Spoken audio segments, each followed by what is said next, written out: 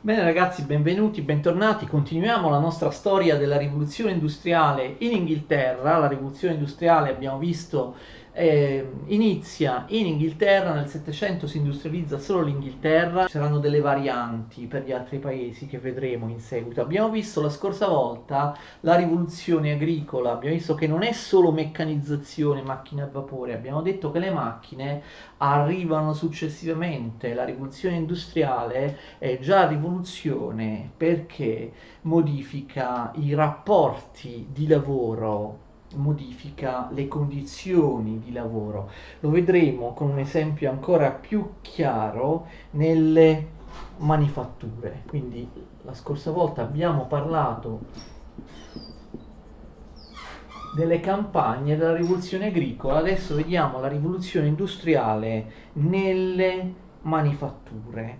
Cosa succede? Anche in questo caso, come abbiamo fatto con le campagne, cerchiamo di chiarire qual era il sistema precedente, cioè come funzionava il lavoro e la produzione manifatturiera prima della rivoluzione industriale. Era un lavoro a domicilio da parte dei contadini. Veniva chiamato questo sistema spinning out system, cioè sistema diffuso. Spinning out system significa sistema diffuso, sistema sparpagliato, ed era un lavoro domestico. Infatti viene chiamato anche da alcuni storici domestic system. Che cosa succedeva? Non c'erano le fabbriche, dei luoghi di produzione ben individuati. Il lavoro delle manifatture avveniva nelle case dei contadini, cioè avveniva a domicilio, d'accordo? C'era il mercante imprenditore che andava a casa dei contadini, prestava loro il filatoio o il telaio o tutte e due e la materia, per esempio la lana grezza oppure il cotone grezzo, d'accordo? Dopo un certo tempo questo mercante imprenditore tornava a casa del contadino, della famiglia del contadino, prelevava i tessuti, d'accordo, che il contadino aveva fatto al telaio e li pagava, d'accordo? Quindi era un sistema che non rendeva molto, era un sistema, spinning out system o domestic system, un lavoro a domicilio. Succedeva che i contadini filavano e tessevano al filatoio e al telaio nelle loro case quando nei momenti dell'anno, nei periodi dell'anno in cui più scarso, in cui più leggero era il lavoro agricolo, quando avevano di meno da fare nelle terre, nelle campagne, i contadini stavano a casa propria, capite, a domicilio, spinning out system, e ricevevano dal mercante imprenditore gli attrezzi del lavoro, la materia prima, il cotone grezzo, la lana grezza, filavano e tessevano e poi dopo un certo tempo il mercante imprenditore andava di nuovo lì, si riprendeva i suoi attrezzi, filatoio e telaio, prendeva o tutto il prodotto e lasciava ai contadini una parte dei tessuti, oppure prendeva tutto il prodotto pagando i contadini, d'accordo? Questo era il sistema. Quindi il contadino era piuttosto libero, poteva filare tessere quando preferiva, non era vigilato, non era controllato, d'accordo? Basta che entro un certo tempo produceva una certa quantità di tessuti. Ben presto le cose cambiano perché i proprietari terrieri capiscono che possono guadagnare molto di più dalle manifatture se sostituiscono questo sistema con un sistema di fabbrica, il factory system. Nasce la protoindustria. Il proprietario terriero è il mercante di tessuti, cosa fa? Nella sua proprietà recintata, ricordate che le terre iniziavano a essere recintate, faceva venire i contadini da casa propria che lavoravano all'interno appunto di un capannone industriale con una serie di telai, d'accordo? Così si guadagnava molto di più e ovviamente il contadino doveva lavorare molto di più o spesso cessava di essere un contadino e diventava un proletario, diventava un operaio in queste protoindustrie della manifattura, d'accordo?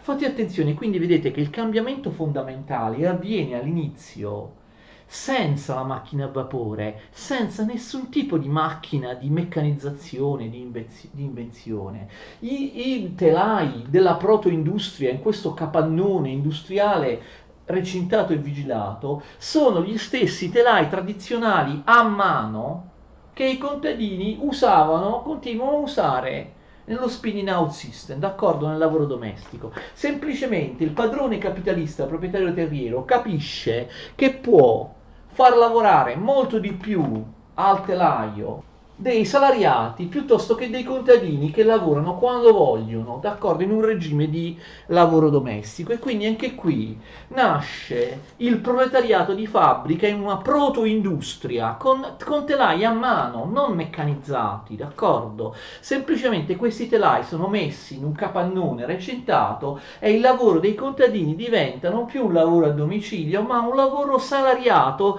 I contadini si proletarizzano, diventano operai di queste protoindustrie. Il lavoro è vigilato, il lavoro è strettamente controllato, bisogna lavorare ogni giorno dall'ora tot all'ora tot, c'è un preciso orario di lavoro e il padrone e i suoi assistenti controllano che questi operai della protoindustria lavorino davvero. Già così ovviamente si ha un aumento enorme dei prodotti manifatturieri, vedete, senza assolutamente l'introduzione delle macchine.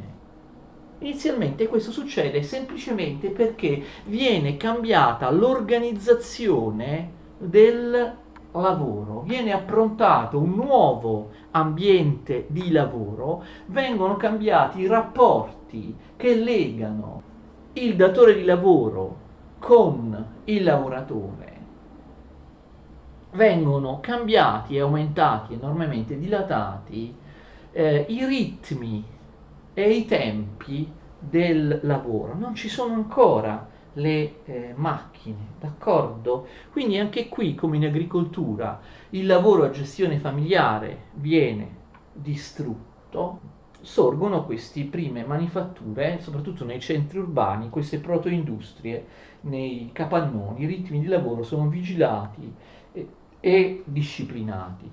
Parliamo adesso delle macchine e della meccanizzazione. Bisogna sapere una cosa su cui molti equivocano. Sia nel settore della lana, sia nel settore del cotone. Naturalmente le manifatture riguardano anche altri settori, ma noi facciamo questi due esempi, che sono quelli più importanti. Prima la materia grezza, cioè il cotone grezzo, la lana grezza, viene filato e quindi c'è l'operazione della filatura con uno strumento che è il filatoio, d'accordo? La lana si fila, il cotone si fila, filatura. Poi il prodotto grezzo, lana grezza o cotone grezzo, una volta che è stato trasformato in filato, il filato viene poi tessuto e quindi abbiamo in un altro strumento che è, con un altro strumento che è il telaio, d'accordo? Quindi a differenza di quello che molti pensano, la manifattura sia della lana, sia del cotone, sia di altre materie prime avviene in due fasi distinte che implicano dei macchinari distinti. Prima si fila, poi si tesse. Prima si ottiene il filato, poi il filato viene passato al telaio e viene tessuto per dare il prodotto finito, d'accordo? Quindi ci sono due, non sono solo i telai, capite? Sono due strumenti. Il filatoio, che può essere chiamato anche la filatrice, e poi il telaio. Fate attenzione, che cosa si meccanizza prima? Si meccanizza prima, attenzione, la tessitura, d'accordo? Io qui ho scritto il telaio che come il filatoio è lo strumento, però in maniera più precisa avrei dovuto scrivere tessitura. Prima c'è un processo di filatura, poi c'è un processo di tessitura. Allora, attenzione, ciò che si meccanizza per primo, e questo darà qualche problema, è la tessitura, d'accordo? L'invenzione fondamentale, la rivoluzione industriale è anche un'epoca di grandi invenzioni, anche da parte di inventori individuali, d'accordo, che fanno tutto da soli, lo vedremo in seguito. Nel 1733 abbiamo la prima invenzione fondamentale della meccanizzazione delle manifatture. L'inglese John Kay, si scrive Kay, inventa la spoletta volante per le macchine per tessere. Questa spoletta volante fa sì che nell'unità di tempo il prodotto della tessitura aumenti enormemente nella stessa unità di tempo. Spoletta volante applicata ai telai, i telai diventano meccanici, il prodotto dei telai, cioè la tessitura dei tessuti sia di lana sia di cotone, aumenta enormemente. Il problema, forse l'avete già capito, ci vuole più filato, cioè ad essere meccanizzata per prima, fate attenzione, è la seconda fase del processo, la tessitura. Ma la cosa è inutile se tu non meccanizzi anche la prima fase, d'accordo? Perché tu puoi teoricamente aumentare enormemente la quantità di tessuto, ma in realtà non lo farai se non hai abbastanza filato, d'accordo? Se la filatura non è ancora meccanizzata e ti dà lo stesso filato di prima, tu non puoi aumentare, d'accordo, i prodotti della tessitura al telaio. C'è una strozzatura, capite, nel processo. Non c'è abbastanza filato da tessere e quindi bisogna stimolare anche la filatura, cioè la prima fase, rendere meccanico, rendere più efficiente anche il filatoio oppure la filatrice. Attenzione, questo avviene a partire dal 1769. Nascono i primi filatoi meccanici, d'accordo? Molto grandi, molto ingombranti, molto complessi. Uno dei primi viene realizzato da Arkwright. E poi ci saranno molti altri inventori. La filatrice meccanica inizialmente viene inventata, questo è molto importante, soltanto per il cotone. Viene meccanizzato prima il cotone della lana, tessitura era stata meccanizzata in entrambi i casi, lana e cotone. Però attenzione, invece la filatura della lana avverrà decenni dopo rispetto alla filatura del cotone. Prima vengono inventati i filatoi meccanici per il cotone e solo per il cotone, d'accordo? Il filatoio di Arkwright, quello di Hargreaves, ma ce ne sono moltissimi, quello di Crompton. Uno di questi modificato darà luogo alla famosa Jenny, che viene chiamata anche Spinning Jenny o Mule Jenny, insomma si chiama in diversi modi Jenny. Perché Jenny? Perché Jenny era la figlia di colui che per primo ha inventato, comunque perfezionato uno dei telai esistenti, rendendolo molto molto più efficace. Abbiamo la nascita della Jenny, in italiano spesso veniva, forse anche adesso, chiamata Giannetta. Ovviamente abbiamo un vero e proprio boom del cotone. Pensate che prima della meccanizzazione della filatura del cotone, i prodotti di cotone rappresentavano solo il 5-10% del totale. Adesso in Inghilterra, siccome ovviamente si sono meccanizzati tutti gli aspetti della manifattura del cotone, ma nel caso della lana non è così. La produzione di cotone, che prima, avete visto, era marginale, dava dei prodotti, dei tessuti costosi, era solo per un'elite. Invece la filatura del cotone raggiunge circa il 50% la produzione di cotone, da 5-10% che era prima, dopo la meccanizzazione, raggiungendo quindi circa la percentuale della lana. Il boom del cotone aumenta, quindi capite, nelle nuove fabbriche industriali inglesi, con i filatoi e i telai meccanici del cotone, noi abbiamo una produzione enorme di cotone, si moltiplica la produzione di cotone sempre più a basso prezzo. La produzione di cotone aumenta ancora con una nuova invenzione del 1793, questa volta di un americano, Eli Whitney. Eli Whitney inventa la famosa sgranatrice, d'accordo? La sgranatrice per il cotone, la macchina per separare il fiocco del cotone dai semi. Si fa automaticamente, non più a mano, quindi la produzione del cotone aumenta, attenzione, solo, era già aumentata prima, ma solo per via della sgranatrice di Whitney la produzione del cotone aumenta di 30 volte, d'accordo? 30 volte in più cotone nella stessa unità di tempo. L'Inghilterra ha un bisogno disperato di cotone grezzo, no? Riesce a produrre enormi quantità di cotone a basso costo, ci si arricchisce moltissimo, nascono filande di cotone dappertutto, manifatture di cotone dappertutto. Da dove viene questo cotone? Dagli Stati Uniti d'America, ne parliamo nelle lezioni sull'indipendenza americana e la nascita degli Stati Uniti d'America.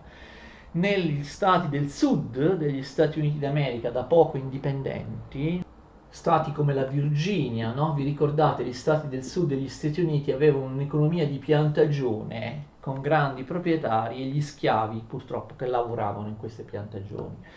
Prima del 1790-1800, e l'abbiamo già detto parlando degli Stati Uniti d'America, queste piantagioni della Virginia e degli altri stati del sud degli Stati Uniti producevano quasi esclusivamente tabacco. Poi, a partire dal 1790, ma più fortemente nel 1800, definitivamente nel 1801, le piantagioni schiaviste degli Stati Uniti vengono quasi totalmente riconvertite a cotone da tabacco che producevano prima, perché il cotone fa arricchire moltissimo alle fabbriche inglesi. Serve il cotone grezzo arriva dalla principale ex colonia della Gran Bretagna, cioè gli Stati Uniti d'America, che a loro volta si arricchiscono moltissimo, purtroppo a danno degli schiavi che aumentano sempre di più, producendo cotone. Se voi vedete film sulla guerra d'indipendenza americana, sulla guerra civile, per esempio Via col vento, no? Oppure 15 anni schiavo, oppure il film di Tarantino, come si chiama, Django Unchained, vedete in questi film che gli schiavi che cosa lavorano? Lavorano il cotone. Per esempio la povera schiava che poi viene frustata, no? Nel film 10 anni schiavo, che ha avuto l'Oscar, è particolarmente brava nell'estrapolare il cotone dalla pianta, d'accordo, all'interno delle piantagioni.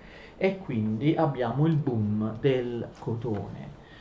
Molti parlano di telai meccanici quando parlano la Giannetta, la Jenny, telaio meccanico, sbagliano. È un filatoio, non è un telaio, abbiamo visto che sono due cose diverse. La filanda a vapore che produce cotone, inizialmente produce cotone non lana, diventa insieme con la stessa Jenny il filatoio per il cotone, diventa quasi un simbolo, un'icona della rivoluzione industriale stessa. Le filande a vapore, tutte uguali nelle nuove città industriali, cambiano proprio il paesaggio della città inglese, paesaggio che prima non esisteva, d'accordo? Tutte queste filande a schiera, le filande a vapore sono proprio un elemento un iconografico, paesaggistico, che rappresenta il simbolo stesso della rivoluzione industriale. Le grandi città, i grandi cotonifici meccanizzati sorgono soprattutto in città come Liverpool e Manchester. Diremo poi in seguito in un'altra lezione qual è la geografia della rivoluzione industriale, quali zone dell'Inghilterra si industrializzano prima e perché, ma anche risponderemo alla domanda, cercheremo, ci sono varie ipotesi, perché l'Inghilterra si industrializza molto prima degli altri paesi europei. Per ora diciamo che le prime proprio vere grandi città industriali, possiamo dire le prime due del mondo, proprio significative, sono quelle di Liverpool e di Manchester, dove oltre alla lana e altre cose, appunto, c'era la produzione, l'enorme produzione del cotone. Qual è la prima città industriale del mondo? Voi sapete che c'è una rivalità tra Manchester e Liverpool. Qual è la prima città industriale del mondo? Questa rivalità, sapete, adesso riguarda anche il calcio, no? Le famose squadre di calcio di Liverpool e Manchester. Sia Liverpool sia Manchester si vantano di essere state la prima città industriale del mondo e sono anche orgogliosi. Guardate che le persone di Manchester e di Liverpool ancora adesso hanno nelle loro vene l'orgoglio operaio, i sacrifici di generazioni operaie che con quelle industrie hanno cambiato il mondo, non solo l'economia dell'Inghilterra. Loro si vantano, si gloriano ancora di questo, della loro origine, della loro matrice operaia, anche se ormai si tratta di città deindustrializzate da alcuni decenni. Tutta l'Inghilterra è deindustrializzata, quelle fabbriche non esistono più. Io direi Manchester piuttosto che Liverpool, per un motivo molto semplice, perché Liverpool era il porto di Manchester, d'accordo? Liverpool è più un porto. La città proprio, anche se c'erano anche lì moltissime industrie del cotone, ma la città tipicamente industriale, proprio quella è il simbolo dell'industrializzazione inglese, secondo me è proprio Manchester, d'accordo?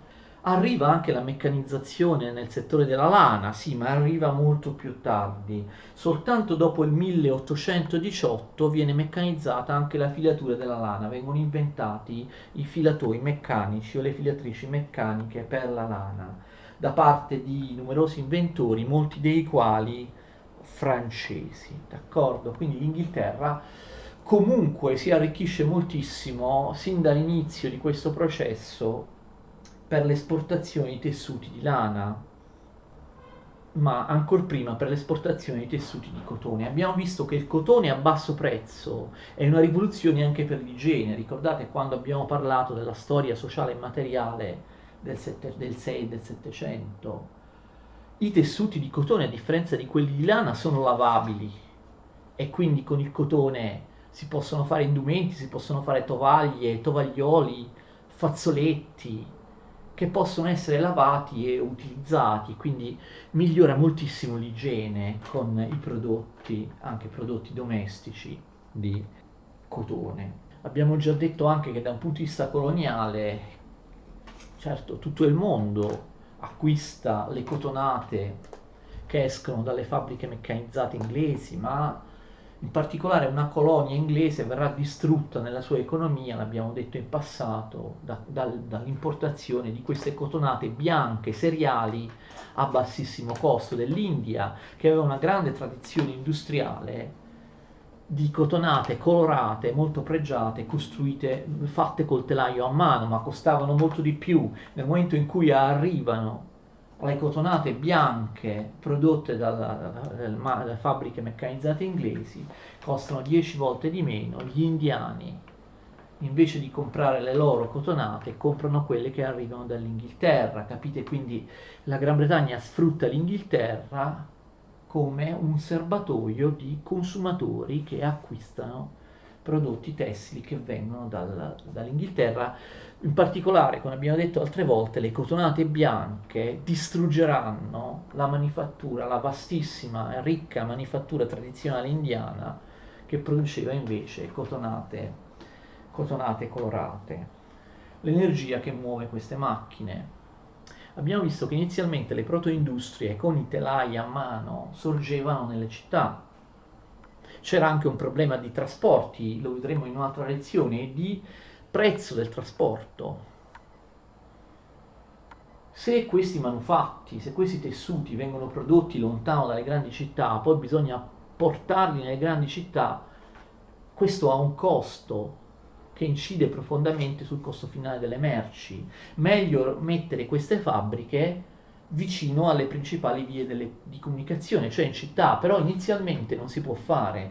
Quando arrivano queste macchine, abbiamo visto, filatoi meccanici, telai meccanici, inizialmente queste macchine non sono mosse, non funzionano, non vengono fatte funzionare, non sono mosse dalla macchina a vapore. Da cosa sono mosse? Sono mosse dall'energia idraulica, dall'energia dei fiumi, cioè dal mulino ad acqua, capite? Quindi queste prime fabbriche, in maniera molto sconveniente, devono sorgere fuori città, vicino ai fiumi. Ci sono molti fiumi di collina in Inghilterra e le fabbriche devono andare nelle campagne, nelle colline, perché l'unico modo per far muovere queste macchine enormi, non potevano essere mosse dagli operai umani, era l'energia cinetica dei fiumi col mulino ad acqua. Poi però per fortuna arriva anche qui, come in agricoltura, la macchina a vapore. La macchina a vapore, di cui parleremo la prossima volta, vedremo che viene inventata non per far muovere le macchine, ma per un altro motivo. La macchina a vapore questa volta rispetta la logica della manifattura, cioè la macchina a vapore viene prima applicata ai filatoi, cioè alla filatura, e successivamente viene applicata alla tessitura, quindi nessun problema. Quindi si sostituisce l'energia atta a far muovere filatori telai meccanici, si sostituisce all'energia cinetica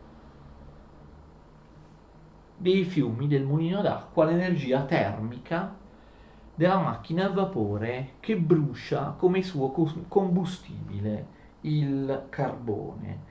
E quindi le fabbriche, le manifatture che dapprima erano costruite necessariamente nelle campagne, sulle colline vicino ai fiumi, possono essere trasferite in città. Nascono le enormi, anche anonime, alienanti città industriali, le prime fabbriche veramente moderne, con un numero immenso di proletari, di lavoratori salariati.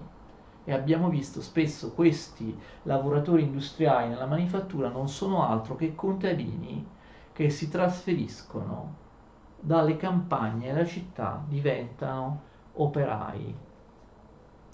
Queste sono le cose più importanti, spero di averle dette con un certo ordine e con una certa chiarezza, di averle esposte con una certa chiarezza. Queste sono le cose importanti della rivoluzione industriale nel campo della manifattura, nel campo dell'industria tessile. Nella prossima lezione vedremo altri elementi fondamentali del processo di industrializzazione in Inghilterra e poi successivamente anche in altri paesi fuori dall'Inghilterra, ovvero il carbone, il ferro e la macchina a vapore a cui abbiamo semplicemente accennato. Arrivederci quindi, continuate a seguirmi, guardate la prossima lezione sulla rivoluzione industriale.